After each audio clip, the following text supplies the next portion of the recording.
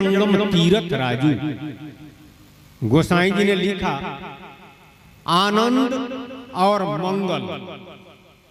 सब लोग चाहते हैं कि आनंद हो, सब लोग चाहते हैं कि मंगल हो, सब लोग चाहते हैं कि जस हो, लेकिन आनंद कैसे होगा, मंगल कैसे होगा, जस कैसे होगा। सब लोग चाहते हैं कि हमेशा हम सुखी रहें, लेकिन हमेशा सुखी कैसे रहेंगे, यही बात गोसाई जी कहते हैं और हमारे सतराम बाबा भी कहते हैं। आनंद के लिए, मंगल के लिए, सुख के लिए बहुत सारा उपाय इस संसार में तमाम लोग कर रहे हैं, लेकिन आनंद का मूल, सुख का जड़ गोसाई जी कहते हैं कि संतों का समाज है, और जहां संतों का समाज है वहां सत्संग है। यानी आनंद का मूल, आनंद का जड़ संतों का समाज, सत्संग, यानी सत्संग से ही आनंद है। तमुद मंगल में संत समाजू, आजोजक जंगम तीरथ राजू। और जहां संत महात्मा एकत्रित होते हैं उस जगह को गोसाई जी ने कहा कि तीरथ राज, तीर्थ नहीं बल्कि वहां तीरथ राज लग गया। संत महात्माओं के संग को और सत्संग को, यानी इसकी महिमा महत्ता नहीं जानते हैं, इसलिए इससे दूर रहते हैं।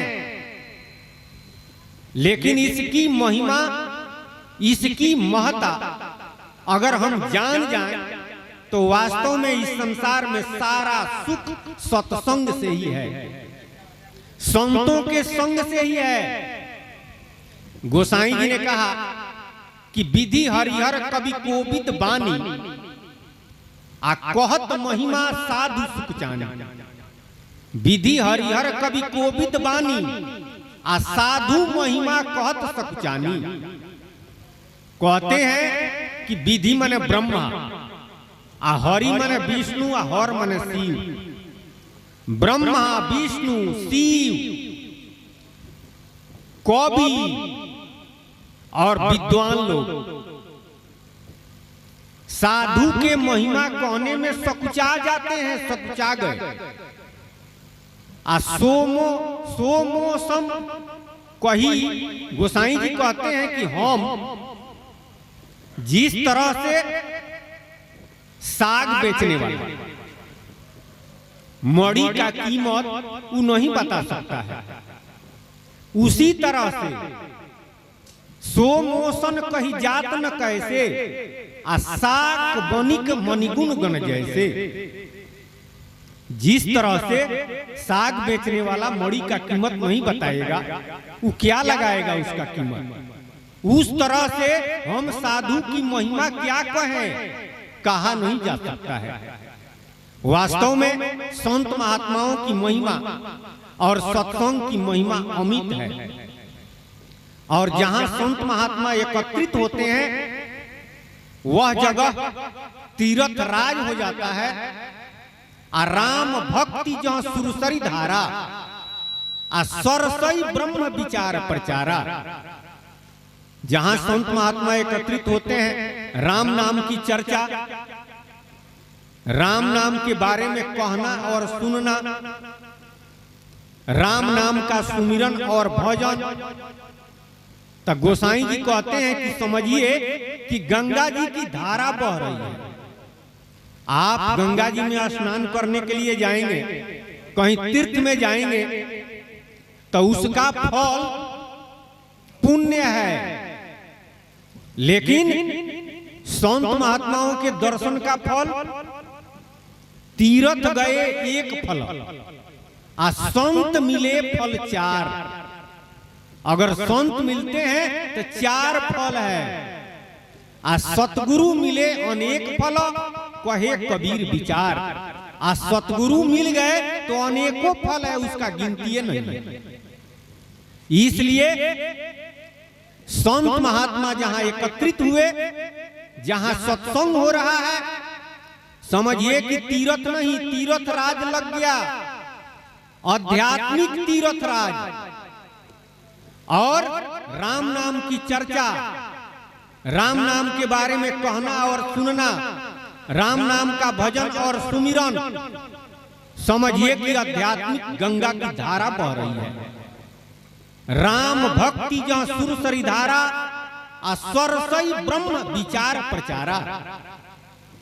और त्रिवेणी तब लग जाता है जब ब्रह्म का हम निरूपण करते हैं, ब्रह्म का विचार करते हैं।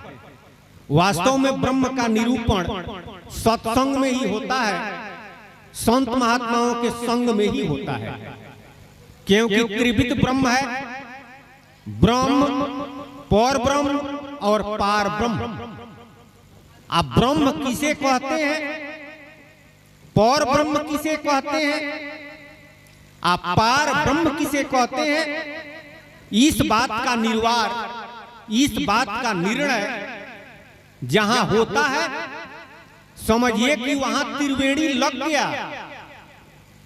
आप प्रयाग में जाएंगे तो त्रिवेणी में स्नान करेंगे, उसका जो फल है वह मिलेगा। लेकिन आध्यात्मिक त्रिवेणी में जब स्नान करेंगे तो इसका फल अमित है, ये कहां नहीं जा सकता है। आध्यात्मिक गंगा, आध्यात्मिक जमुना और आध्यात्मिक त्रिवेणी। संत महात्मा आध्यात्मिक गंगा में स्नान करते हैं, लौकिक गंगा में भी स्नान करते हैं, बहिरांग वाली बाहर जो गंगा है उसमें भी स्नान करते हैं। लेकिन बाहर के गंगा में जब स्नान करेंगे तो तौन का मोइल साफ होगा, लेकिन आध्यात्मिक गंगा में जब स्नान करेंगे तो मौन का मोइल साफ होगा।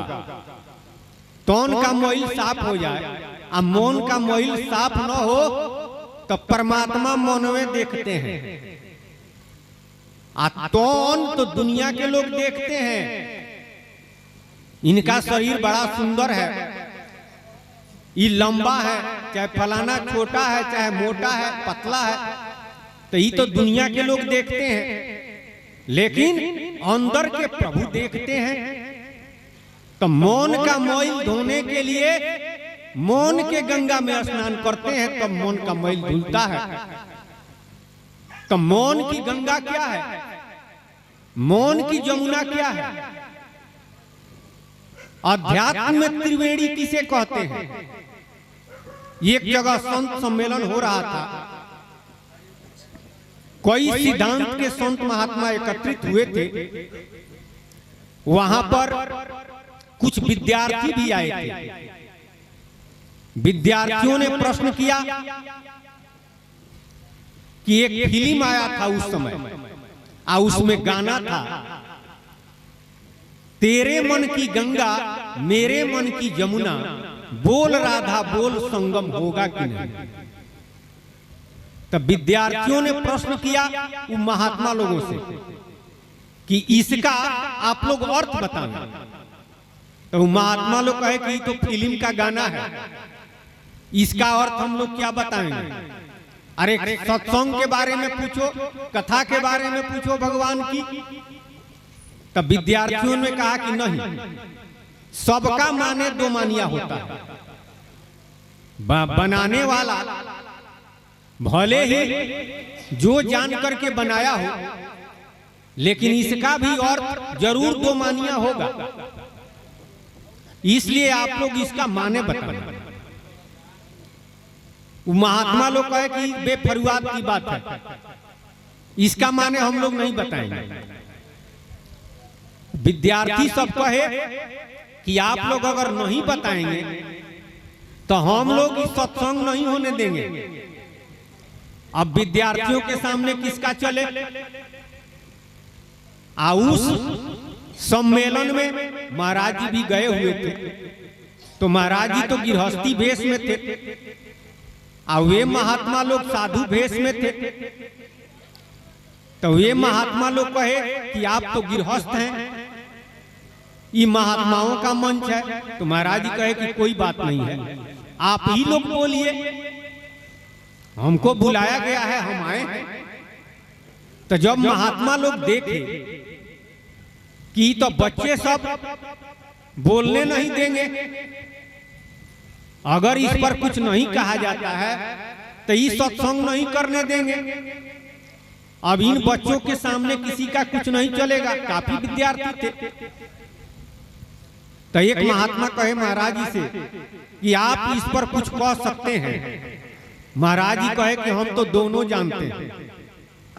अरे जोगो जानते हैं, भोगो जानते हैं। आए आप लोग कहते थे कि महात्माओं का मंच है, तो दीजिए जवाब। तो वो लोग कहे कि नहीं नहीं, अगर इस पर कुछ कह सकते हैं तो कहिए। तो महाराज जी कहे कि हम तो कहबे करेंगे। राम राम राम राम राम राम, हम तो कहबे करेंगे, ठीक है।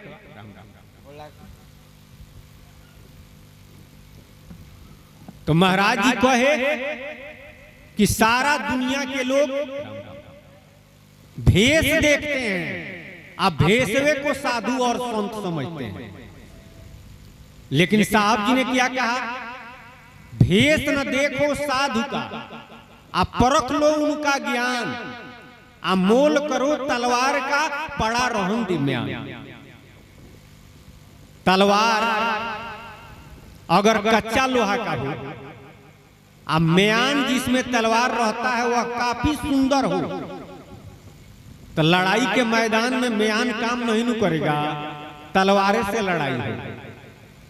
तब भेष तो अच्छा है, अगर आध्यात्मिक नॉलेज नहीं है, आध्यात्मिक ज्ञान नहीं है, तो परमात्मा के प्राप्ति में वह भेष कामे नहीं आएगा, बल्कि आध्यात्मिक ज्ञान से ही, भक्ति और भजन से ही हम परमात्मा को प्राप्त कर सकते हैं। वास्तव में संत और साधु भेष को नहीं कहा जाता है। जो साधन करता है वह साधु है, और जो प्रभु के नाम राम नाम में सूरत करता है, स्वरूप का ज्ञान और इस जीव के जो मालिक हैं पार ब्रह्म सत्य राम जी, उनके बारे में जानता है और उस प्रभु के नाम में सूरत करता है, वही संत है, वही आत्मज्ञानी है। आत्मज्ञान का धूम मचा हुआ है। आत्मज्ञान आत्मज्ञान आत्मज्ञानी संत लोग कहते हैं, लेकिन आत्मज्ञान कहते किसे हैं? महाराज जी सतराम बाबा कहे कि नाम सुधा दमदम पियत सोई आत्मज्ञानी। राम नाम अमृत है, हर श्वास से राम नाम रूपी अमृत का पान करता है, वही आत्मज्ञानी है। लेकिन जो लोग अपने को आत्मज्ञानी कहते हैं, राम नाम सुन करके भड़क जाते हैं। वो लोग राम नाम सुनना भी नहीं चाहते हैं। वो कहेंगे कि तो माया का नाम, अवतार का नाम है। वो कहते हैं कि अरे जीवे परमात्मा है, जीवे राम है, दूसरा कौन राम है? आत्म राम, यानी हम ही भगवान है, हम ही परमात्मा।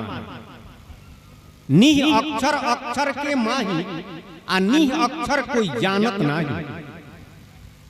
वो कहेंगे कि निह अक्षर अक्षर के अंदर है। अब बात भी सही है, तो कहेंगे कि वही आप हैं और वही परमात्मा है। लेकिन अगर कोई रुपया हमको दे दिया तो हम रुपया हो गए, हमको कोई धन दे दिया तो हम धन नहीं हो गए। धन वाला जरूर हो जाएंगे, रुपया वाला जरूर हो जाएंगे। उसी तरह से परमात्मा की तरफ से सूरत मिला हुआ है, तो हम सूरत नहीं है, सूरत रूपी शक्ति हमको प्राप्त है। अगर हम समझ लेते हैं कि हम ही सूरत हैं, हम ही निह अक्षर हैं, तो ये भ्रम है। यह सबसे बड़ा अहंकार है। गोसाई जी कहे आ कबीरो साहब कहे, गोसाई जी कहे कि सेवक सेव्य भाव बिना आ भव न तरहि उर्गार। जब तक अपने को सेवक का भाव नहीं रखेंगे, आप प्रभु को स्वामी का भाव नहीं रखेंगे, तब तक इस जीव का कल्याण नहीं है। आ साहब जी कहे कि स्वामी बन के रहबो तो घनी पड़ेगी मार। आ सुहंग को सोहंग कहे ऐसा संत गंवार। संत तो हईले है लेकिन गंवार है, सुजान नहीं है। सोहंग का मतलब होता है जो वह है वही मैं हूं, यानी मैं ही परमात्मा, मैं ही परमात्मा। तो भगवान का वो पटीदार बन जाता है। तो जो भगवान का पटीदार बन गया, भगवान उनका थोड़े मदद करेंगे। भगवान कहेंगे कि आप ही अपना मदद कीजिए। लेकिन जीव अल्प गुण प्रभु से पाया, निज बल नहीं छुटकारो। यह जीव प्रभु से अल्प गुण प्राप्त किया है, चाहना और सूरत करने का अधिकारी है। अपने बल से पार नहीं जा सकता है। बहुबंधन ते बांधिया एक बेचारा जीव, आ काबल छूटे आपनो जो न छोड़ावे पीऊ। यह जीव बहुत बंधन से बंधा हुआ है, अपने बल से पार नहीं जाएगा जब तक प्रभु न छोड़ा दे। इसलिए सुजान संत अपने को सेवक का भाव रखते हैं। दास जितने संत हुए सब लोग अपने नाम के आगे दास लिखे। अरे कबीर साहब सभी संतों के जनक, उनसे बड़ा कोई संत इस संसार में नहीं हुआ। वह अपने नाम के आगे दास रखे। रैदास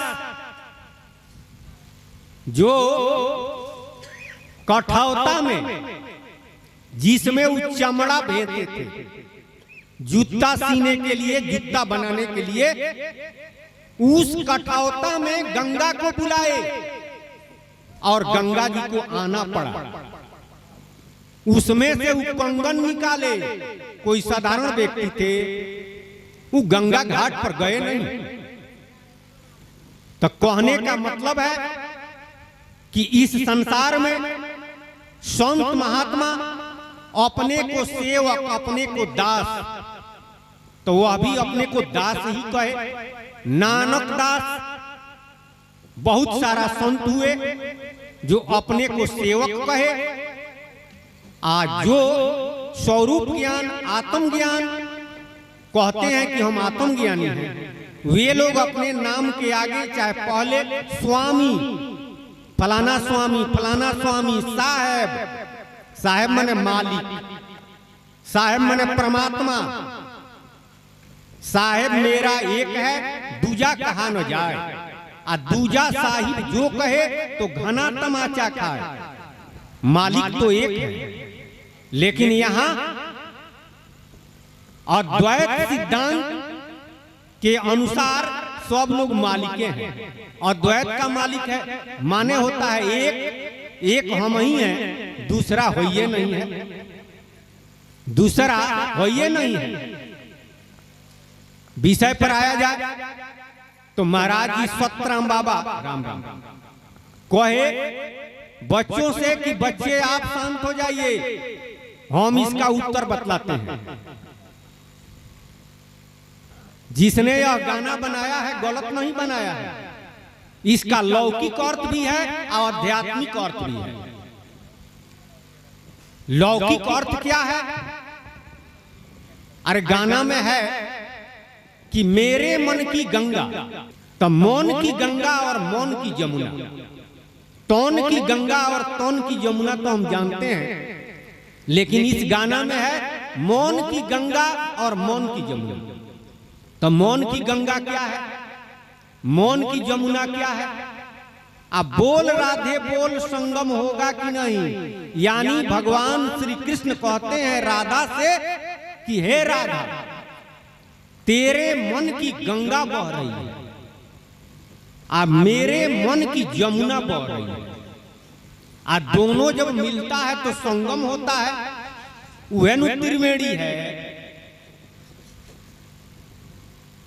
अध्यात्म में राधा कृष्ण किसे कहते हैं, गंगा जमुना किसे कहते हैं? अध्यात्म में राधा कहते हैं इच्छा को, कृष्ण कहते हैं मौन को।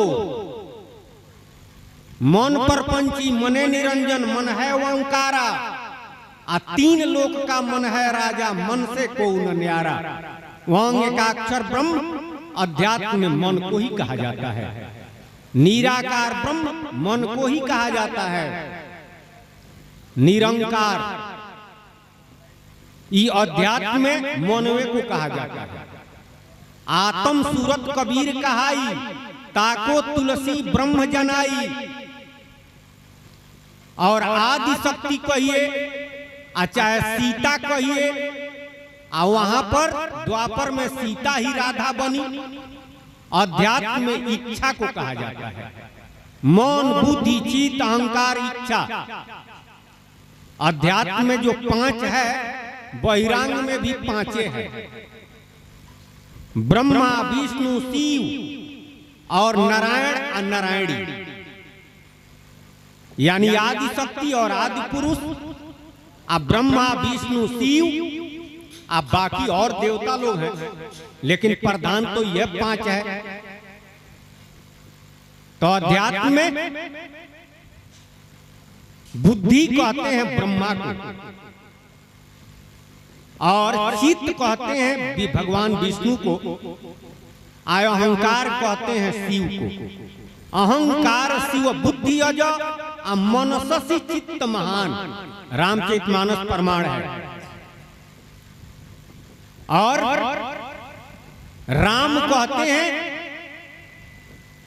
अरे आत्म राम। नारायण जी को अध्यात्म में, तो नारायण जी स्वर्गुण ब्रह्म है, अध्यात्म में निराकार ब्रह्म। वहां पंचवटी के वन में, यहाँ पांच तत्व के तन में। उभय बीच सिय सोहत कैसी, पंचवटी के वन में। अब ब्रह्म जीव बीच माया जैसी, पांच तत्व के तन में। बड़ो रंग समुजन में, धरु राम नाम रतन धन मन में। वहां पंचवटी के वन में, यहाँ पांच तत्व के तन में। तो अध्यात्म में गंगा कहते हैं बायां स्वर को, जमुना कहते हैं दहिना स्वर को। वही सतराम बाबा कहे कि मौन की गंगा बायां स्वर है, मौन की जमुना दहिना स्वर है। बायां दहिना दोनों जब मिल जाता है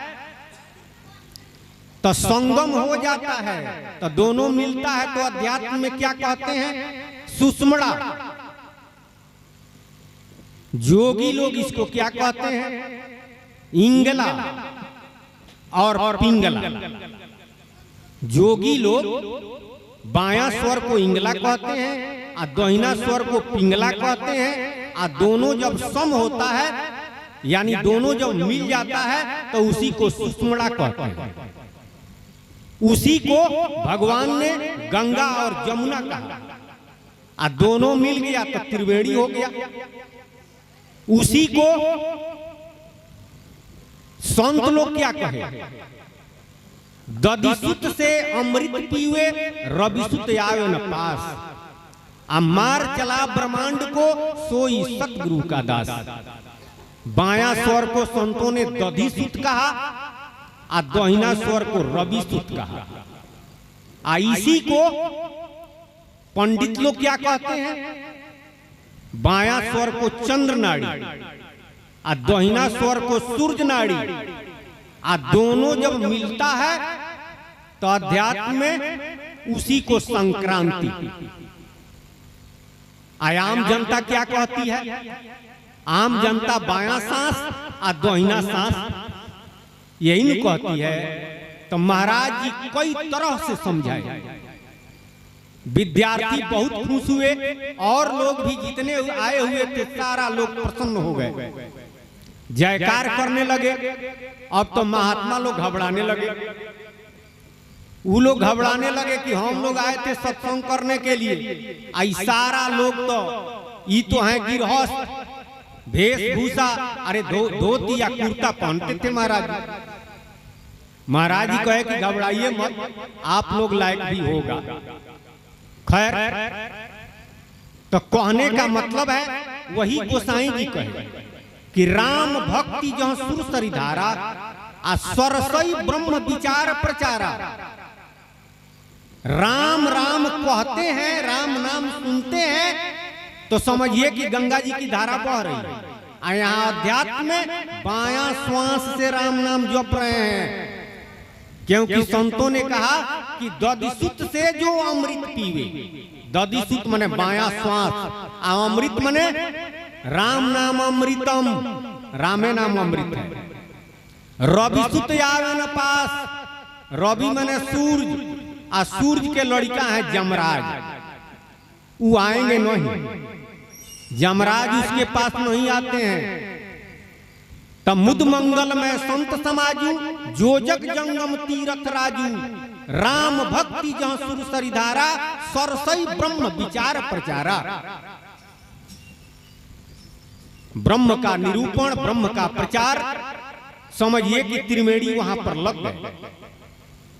इस आध्यात्मिक त्रिवेणी में जो स्नान करता है, मंजन फल पेक ये तत्काला, काक हो पिक बकौ मराला। गोसाई जी ने कहा कि इस आध्यात्मिक त्रिवेणी में स्नान करने वाला जो व्यक्ति है उसको तत्काल फल मिलता है। संसार में जो आप दान करते हैं, पुण्य करते हैं, चाहे जितना साधन उपाय करते हैं, उसका तत्काल फल नहीं है, वह संचित हो जाता है और दूसरे जन्म में मिलता है। लेकिन सत्संग को और संत महात्माओं के संग को, संत महात्माओं के मिलन को गोसाई जी ने कहा कि तत्काल फल मिलता है। किस तरह? मंजन फल पेखिए तत्काला, काक हो पिक बकौ मरा। उदाहरण देखिए क्या देते हैं, आश्चर्य वाली बात है। जिसका स्वभाव, जिसकी बोली कौवे जैसा है, अगर वह सत्संग करता है, संतों के सानिध्य में रहता है, तो उसका बोली कोयल जैसा,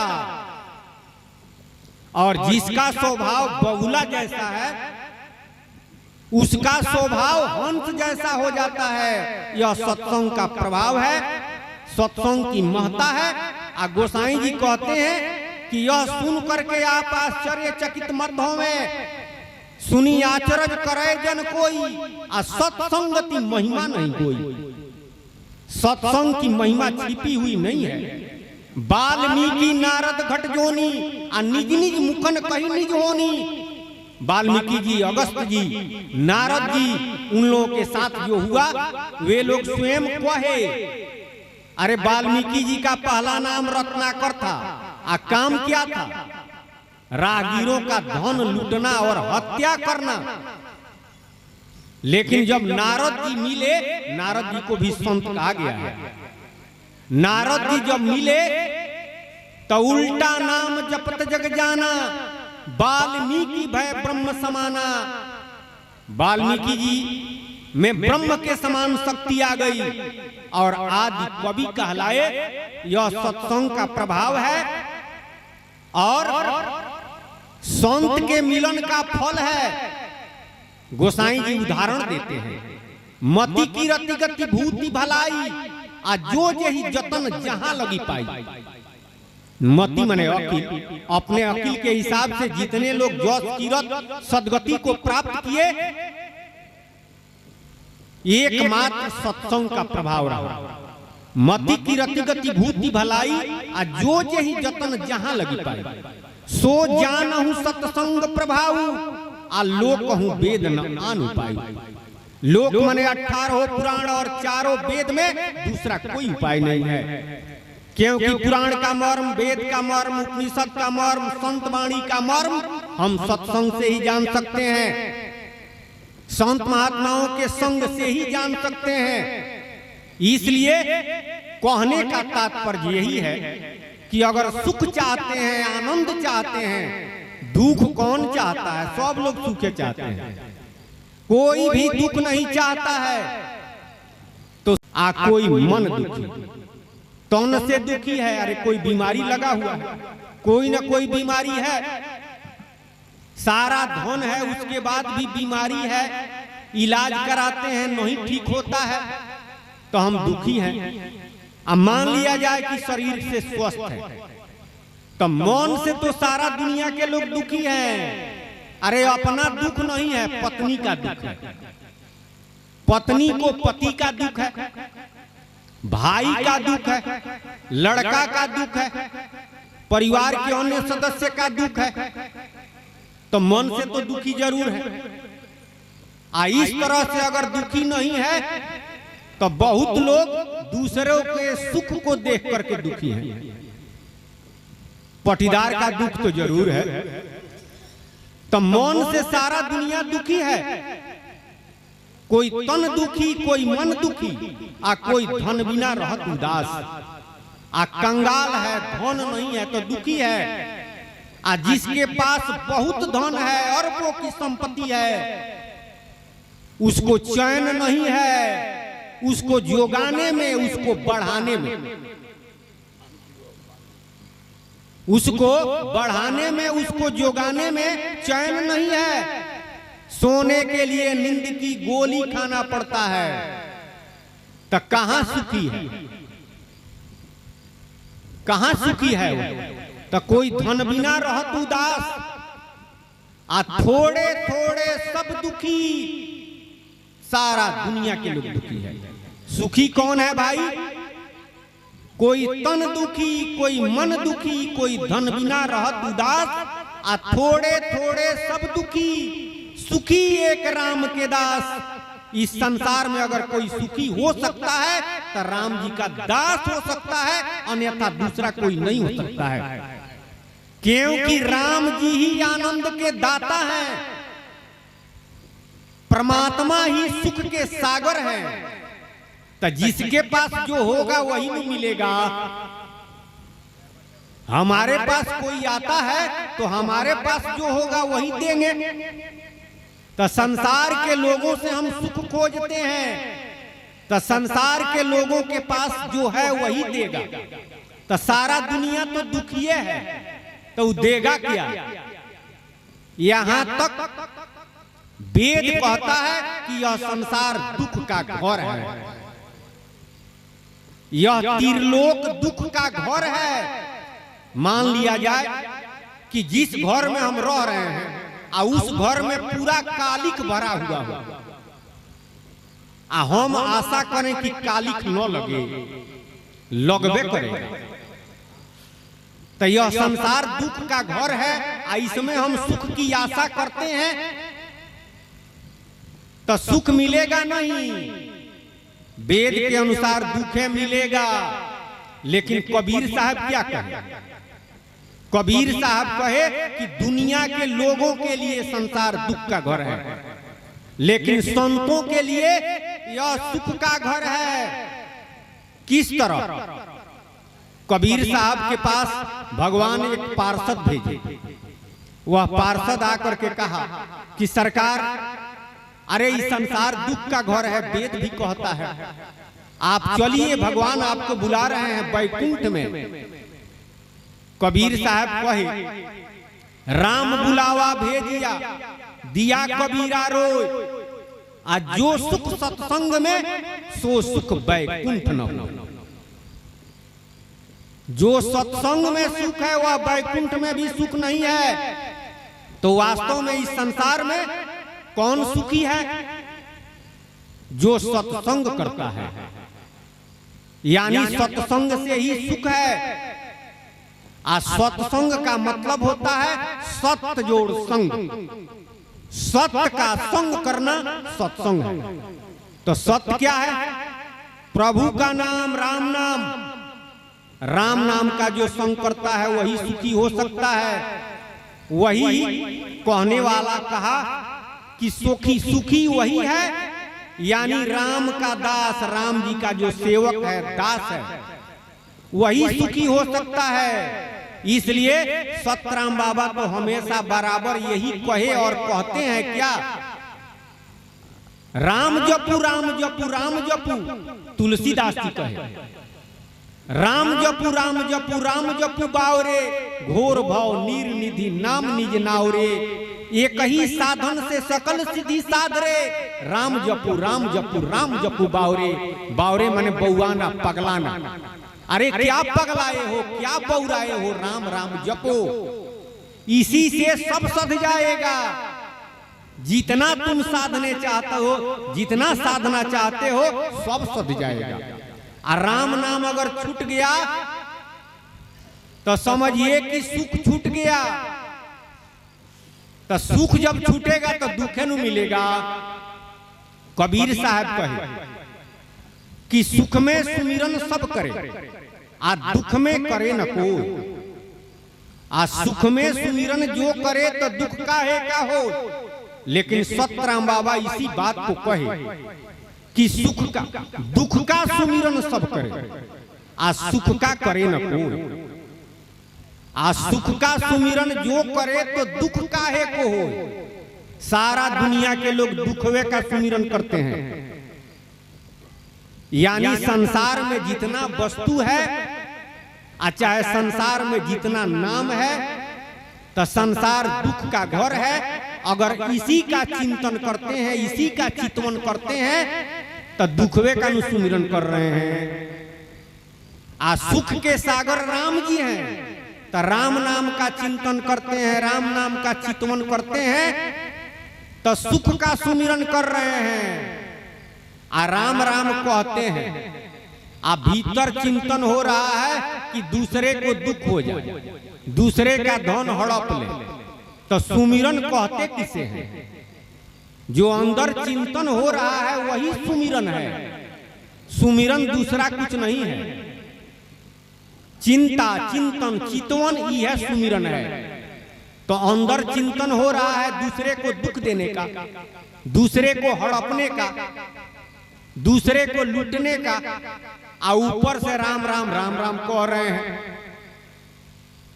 तब भीतर जो चिंतन हो रहा है वही सुमिरन है, उसी का फल मिलेगा। चाहे राम राम कहते हैं या सूरत लगा हुआ है खेत में, रुपया में, संसार में, परिवार में, तो जिसमें सूरत लगा हुआ है उसी का चिंतन कर रहे हैं, उसी का सुमिरन कर रहे हैं, तो उसी का फल मिलेगा। इसलिए सुमिरन का मतलब है सुमिरन सूरत लगाए के मुख से कछु न बोल।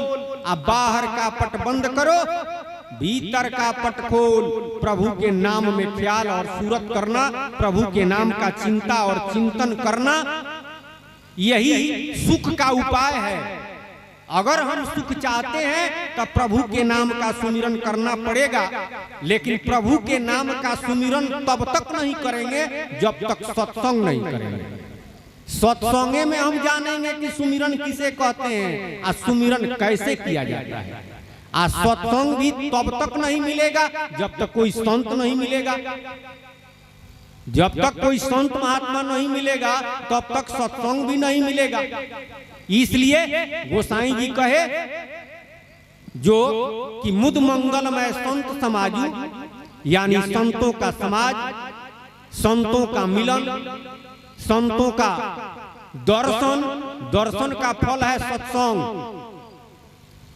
तो राम नाम सुख देने वाला है, लेकिन राम नाम की महिमा प्रताप मरण सत्संग से ही जान सकते हैं, संतों के माध्यम से ही जान सकते हैं। अगर इधर हम ध्यान नहीं दिए तो यह शरीर जिसने दिया है इसका तो अवधि बना दिया, समय निश्चित कर दिया।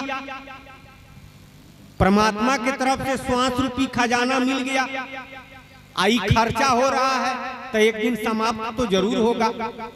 आज जिस दिन सारा समाप्त हो जाएगा उस दिन हम क्या करेंगे। सारा दुनिया के लोग अपने आप बंधाए हुए हैं, कोई बांधा नहीं है। सतराम बाबा कहे कि उम्र घटती नौजवानों जो अजूरी का नीर है, आया पहीं से आप बंधाया जैसे बंदर कीर है। तन तुम्हारा है जो तरकश श्वास तेरी तीर है, आ तीर निकल जाने के पीछे कुछ भी नहीं तदबीर है। हमारी आपकी सबकी उम्र घट रही है, किस तरह से। अरे अजूरी में पानी ले लीजिए, आप पूरा दबा करके रखिए, फिर भी ठोपे ठोपे करके सारा पानी गिर जाता है, गिर जाएगा। उसी तरह से हमारा आयु समाप्त हो रहा है, हमको बुझाता नहीं है। एक दिन पूरा समाप्त हो जाएगा। हम बंधाए हुए हैं और दूसरा कोई नहीं बांधा है, हम अपने खुद बना गए। किस तरह? जिस तरह बंदर और सूगा फंस जाता है। बंदर को बजाने वाला तरीका तो कई है, लेकिन पहले जमाने में बंदर को फंसाने वाला क्या करता था, जहां बंदरों का झुंड रहता था वहां पर एक घोइली ले जाता था। तो घोइलिया का मुंह रहता है पतला, ले जाकर के जमीन में गाड़ देता था, मुंहवा खाली ऊपर रहता था। अब बंदर को दिखा करके उसमें मीठा का भेल या चाहे मकई का बाल डाल देता था और चला जाता था दूर। बंदर सब देखते थे तो दौड़ कर आते थे। और घोइली में है मीठा चाहे मकई का बाल, तब बंदर अब हाथ लगाता है सीधा। घोइलिया का मुंह पतला रहता है, सीधा हाथ लगाता है, अब बाल पकड़ लिया मकई का, चाहे मीठा का भेलिए पकड़ लिया। तो मुट्ठी बांध कर जब निकालना चाहेगा तो नहीं निकलेगा। अब वो बहेलिया देखता है कि वो तो हाथ लगा दिया है, घोइली के चारों तरफ नाच रहा है बंदर। तो अब वो क्या करता है कि धीरे धीरे धीरे धीरे आता है। अब बंदर देखता है कि वो आ रहा है, हमको पकड़ेगा चाहे मारेगा। तो बंदर और छटपटाता है, घोइली के चारों तरफ चक्कर लगाता है, लेकिन मिठवा का भेलिया नहीं छोड़ता। मिठवा का भेलिया छोड़ दे तो हाथवा निकल जाएगा, कौन पकड़ेगा उसे। तो अब तक वह बहेलिया आ जाता है नजदीक। तब बंदर और छटपटाता है, लेकिन मीठा का भेली नहीं छोड़ता है। तब तक बहेलिया आके एगो छोट जाल उस पर फेंक देता है। तो जाल जब फेंक दिया तब वो मीठा का भेली नहीं छोड़ता है, बल्कि और प्रयास करता है कि हाथ निकल जाए।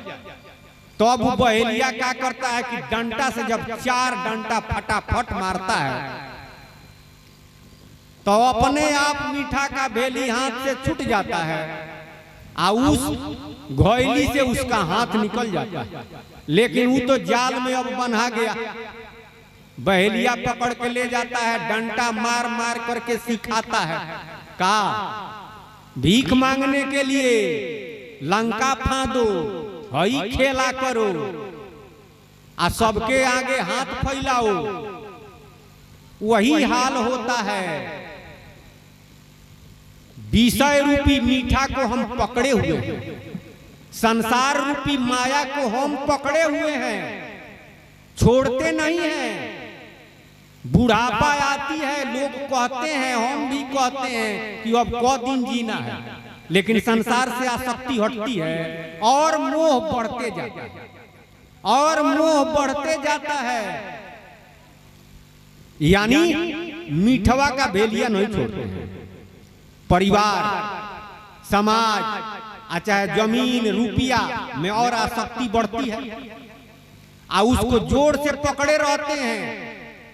हम कहते हैं कि अब तो नियर आ गया है, अब उम्र समाप्त है, बुढ़ापा आ गया है, अब क दिन जीना है।